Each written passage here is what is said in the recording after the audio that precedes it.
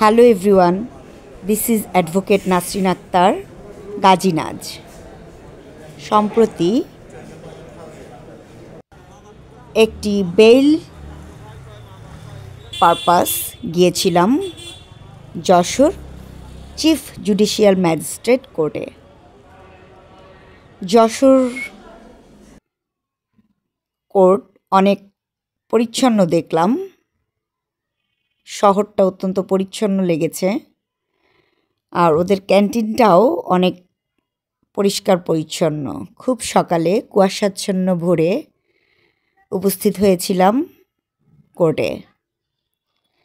তারপর ক্যান্টিনে নাস্তা সেরে ছানার একটা মিষ্টি ছিল, মিষ্টিটা অনেক ভালো লেগেছে। দেন এক কাপ কফি, ধোয়া ওঠা এক কাপ কফি পান করে চলে গেলাম এজলাসে। আমাদের বেইলটা হয়েছিল।